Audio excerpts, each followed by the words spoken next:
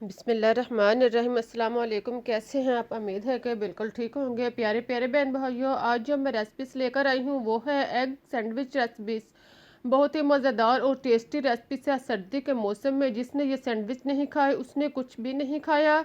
तो सर्दी में आप भी ये सैंडविच बनाएं और इससे ग़िज़ाइयत हासिल करने के साथ साथ इसके मज़े से भी लुत्फ़अंदोज़ हों। तो प्यारे प्यारे बहन भाइयों, आइए शुरू करते हैं अपनी आज की रेसिपीस।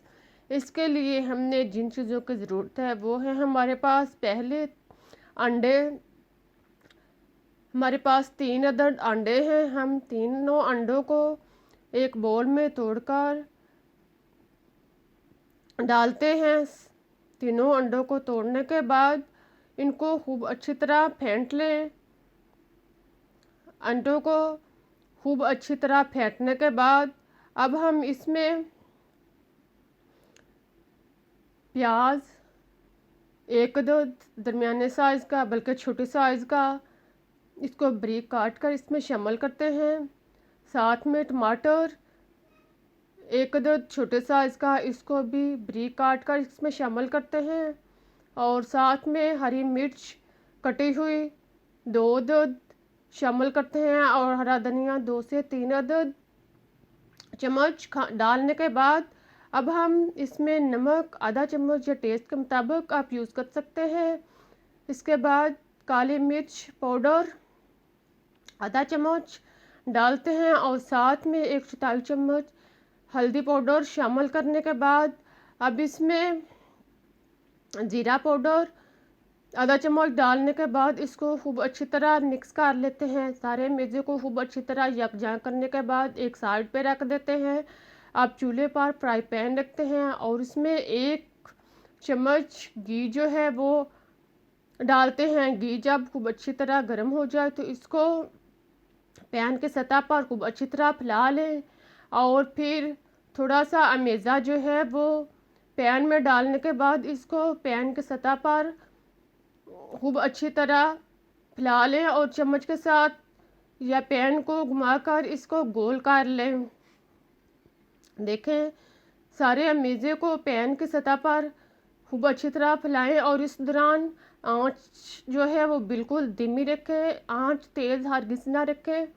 आप 2 ब्रेड लें और ब्रेड को पहले अमेज़े के ऊपर लगाएं, इसे थोड़ा सा दबाकर फिर इसकी साइड चेंज कर दें और फिर इसको तकरीबन हल्की आंच पर 2 से 3 मिनट पकने दें।